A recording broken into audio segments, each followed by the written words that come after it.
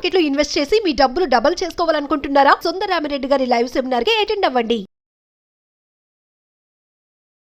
దేవి దుర్గమ్మ, శ్రీదేవి దుర్గమ్మ, దేవి దుర్గమ్మ, శ్రీదేవి దుర్గమ్మ.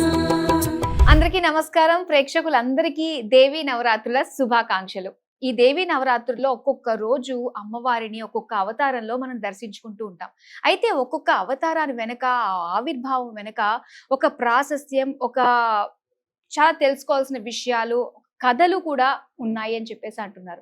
ఆ కథలు తెలుసుకుని దానికి తగ్గట్టుగా మనం పూజించుకుంటే ఆ పూజా ఫలితం మనకి దక్కుతుంది అంటారు. మరి చూద్దాం, ఒక్కొక్క రోజుకున్న ప్రాధాన్యత గురించి మనకు తెలియజేయడానికి మనతో పాటు ఆధ్యాత్మికవేత్త అనంత లక్ష్మి అమ్మగారు ఉన్నారు. నమస్తే అమ్మా. నమస్తే తల్లి. అమ్మ, నవరాత్రుల శుభాకాంక్షలు అమ్మా మీకు. మీ అందరికీ కూడా నవరాత్రి శుభాకాంక్షలు. ఈ నవరాత్రుల్లో ఒక్కొక్క రోజు ఒక్కొక్క అవతారంలో మనకి దర్శనం ఇస్తారు కదమ్మా. మొదటి రోజు పాడ్యమి అంటే బాలా త్రిపుర సుందరి దేవిగా, అంటే అమ్మవారు చిన్నతనం నుంచి కూడా మనకి ఒక్కొక్క రోజున అలా అలా ఒక్కొక్క అవతారంలో దాని యొక్క ప్రాశస్త్యం గురించి, ఆ విశిష్టత గురించి తెలుసుకోవాలనుకుంటున్నాం అమ్మా. అమ్మవారి యొక్క ఆవిర్భావం ఎలా జరిగింది, అసలు బాలా త్రిపుర సుందరి వెనక ఉన్న కథ ఏంటి అన్న విషయాలు తెలుసుకోవాలి. ఓం శ్రీ గురుభ్యో నమః. శ్రీ మహాగణాధిపతయే నమః. శ్రీమాత్రే నమః. సర్వ చైతన్య రూపాం తాం ఆద్యాం విద్యాంచ ధీమహి బుద్ధిం యా న ప్రచోదయాత్. సర్వ చైతన్య స్వరూపిణి అయినటువంటి లలితా పరమేశ్వరి, రాజరాజేశ్వరి, పరాభట్టారిక బాలా త్రిపుర సుందరిగా మొట్టమొదటి రోజు మనకి దర్శనమిస్తూ ఉంటుంది. అందులో అరుణ కిరణ జాలైరంజితా సావకాశ విద్రుత జప తటీకా పుస్తకాభీతిహాస ఇతర వరకారాఢ్య పుల్ల కల్హార సంస్థ నివసతు హృది బాలా నిత్య కళ్యాణశీల. నిత్య కళ్యాణశీల అయినటువంటి ఆ బాల పుల్ల కల్హార సంస్థ, చక్కగా వికసించినటువంటి కల్హారము అంటే పద్మాలలో ఒక జాతికి చెందినటువంటిది, నీళ్లలో ఉండేటటువంటిది. బాగా వికసించినటువంటి కల్హారంలో ఉండి అరుణ కిరణజాలై, ఎర్రని కిరణముల సముదాయంతో బాగా ప్రకాశిస్తూ ఉండేటటువంటిది, చక్కగా ఉండేది. తర్వాత జపమాల, పుస్తకము మొదలైనటువంటి వాటిని తన చేతి యందు ధరించినటువంటిది ఆ బాలా త్రిపుర సుందరి అని చెప్తారు. ఈవిడ 3 ఆవరణలు ఉన్నాయి కదా, మొత్తం 9 ఆవరణలు ఉంటాయి నవావరణల్లో. అందులో మీరు త్రిపుర అని చెప్తారు.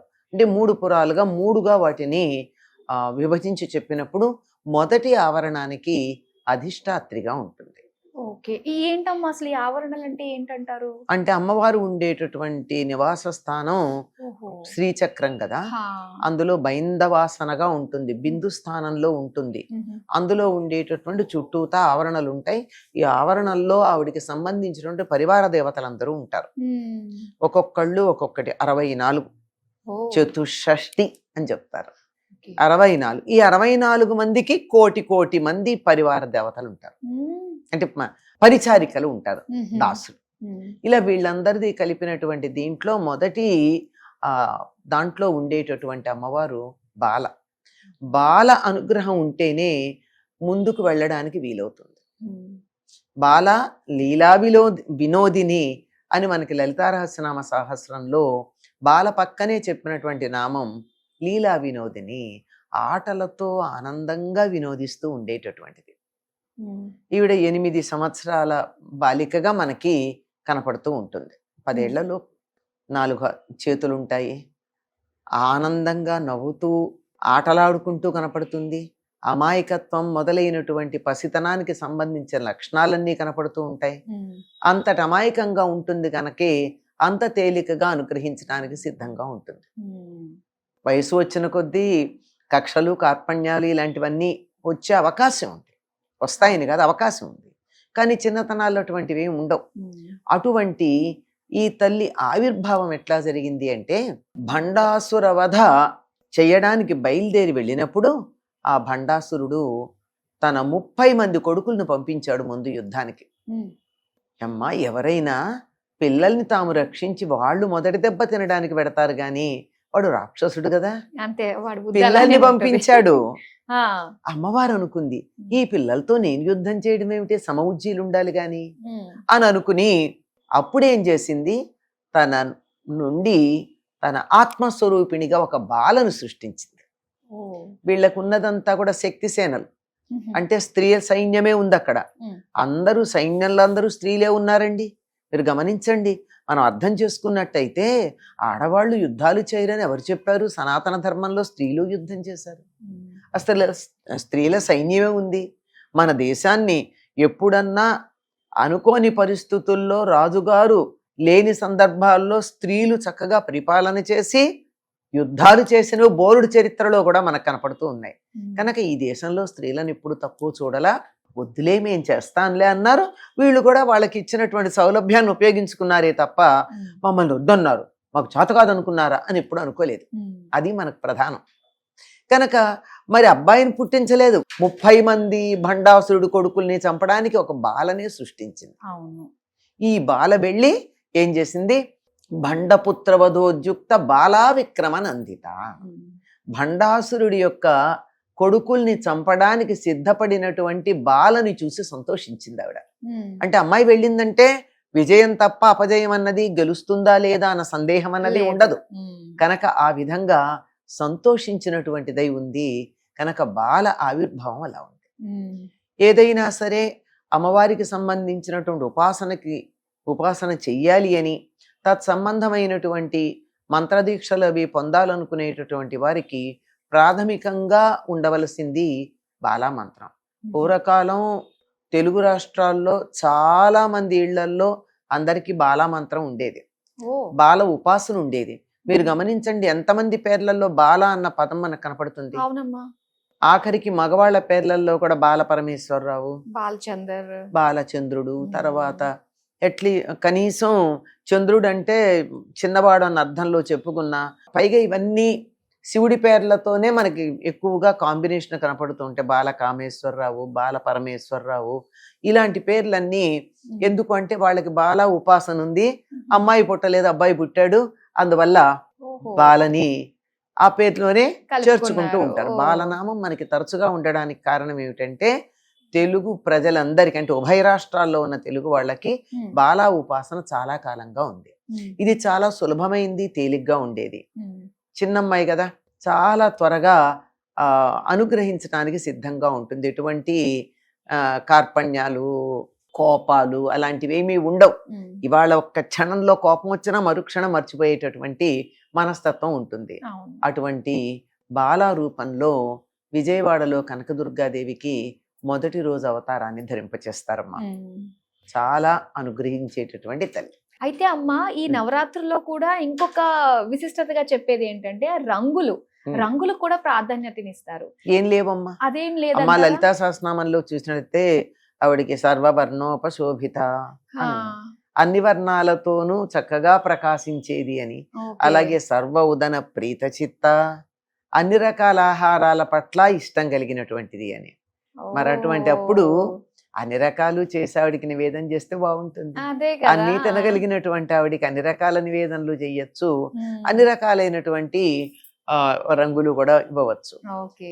కాకపోతే చాలా మంది ఏం చెప్తూ ఉంటారంటే, ఉమ్, ఈ రోజు ఆడపిల్లలకి గులాబీ రంగు, ఇది పాశ్చాత్య దేశాల నుంచి వచ్చింది మనకి, ఓహో, అంచేత గులాబీ రంగుతో వాళ్ళకి చేద్దాం అని అమ్మవారికి కూడా బాలకు గులాబీ రంగు వస్త్రాలు ధరింపజేస్తారు. అవును. మరి బాల అన్నది చిన్నపిల్ల అయినప్పుడు చీర కట్టడం ఏమిటి? ఉమ్.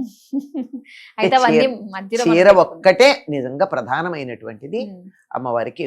కొన్ని సందర్భాలలో కొన్నిటికి మాత్రమే రంగుల యొక్క ప్రాధాన్యం ఉంది, ఉమ్, అన్ని సందర్భాల్లో అన్నిటికీ సంబంధించినటువంటిది కాదది. ఉమ్, కాకపోతే బాల ఎంత బాగా అనుగ్రహిస్తుందంటే, ఉపాసన చేసేవారికి సత్ఫలితాలు ఇవ్వడం మాత్రమే కాదండి, వాళ్ళ ఇళ్లల్లో తిరుగుతుంది.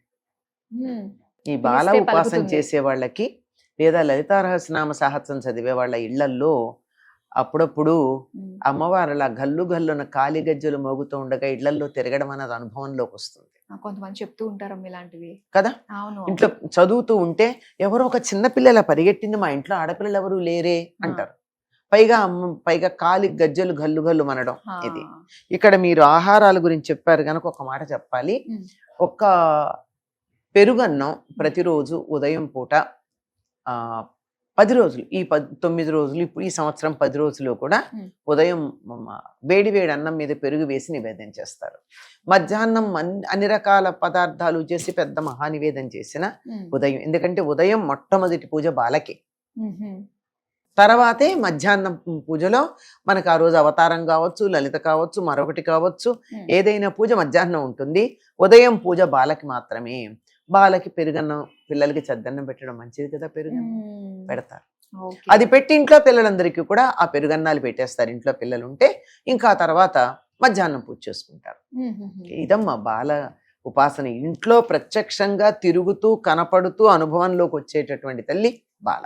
అంటే ఏదైనా మంత్రం ఉందా అమ్మా ఈ రోజు మనము అది జపించుకోవడానికి? ఉన్నాయి కదమ్మా, మంత్రాలు ఉన్నాయి. కానీ మంత్రాలన్నీ కూడా ఆ మంత్రం పట్టించిన వాళ్ళు ఎవరైతే ఉన్నారో వాళ్ళ ద్వారా ఉపదేశం పొందాలి. ఊరికే ఇట్లా చెప్పేది కాదు. ఓహో, అలా చదవకూడదు మనము మంత్రాలు చదివితే పనిచేయవమ్మా. ఊరికే అక్షరాలు చదివితే ఎంత, మంత్రం కూడా అంతే. మంత్రం ఉపదేశం పొందాలి. ఉపదేశం చేసేటటువంటి వారు ఆ మంత్రం మీద పట్టు కలిగినటువంటి వాళ్ళు అయి ఉండాలి. అంతేగాని మంత్రాలు అలా వాన చినుకులు పడ్డట్టును విత్తనాలు చల్లినట్టు చల్లేరు. సో చూసుకోవాలి, ఉపదేశం తీసుకున్న తర్వాతనే ఆ మంత్రం అన్నది ఆ ఉపదేశం ఇచ్చేటటువంటి వాళ్ళు కూడా దాని మీద ఆ మంత్రాన్ని సొంతం చేసుకున్న వాళ్ళు అయ్యి ఉండాలి. అక్షరలక్షలు చేసి అందులో దశాంశం హోమం చేసి దశాంశం తర్పణాలు ఇచ్చి అప్పుడు ఆ మంత్రం వాళ్ళకి మంటపడుతుంది. ఆ మంత్రం అప్పుడు చేస్తారు. అయితే స్తుతులు అవి ఉన్నాయి అనుకో, స్తుతులు చేసుకోవచ్చు గాని మామూలుగా శ్లోకాలు అవి చదువుకోవచ్చు. బీజాక్షరాలతో కూడిన మంత్రం మాత్రం తప్పనిసరిగా ఉపదేశం పొందాలి. ఓకేనమ్మా. బాలా త్రిపుర సుందరి ఆవిర్భావం వెనక ఉన్న కథని మా అందరికి వివరించినందుకు ధన్యవాదాలమ్మా. నమస్తే. సర్వమంగళ మాంగళ్యే శివే సర్వార్థ సాధికే శరణ్యే త్ర్యంబకే గౌరీ నారాయణి నమోస్తుతే.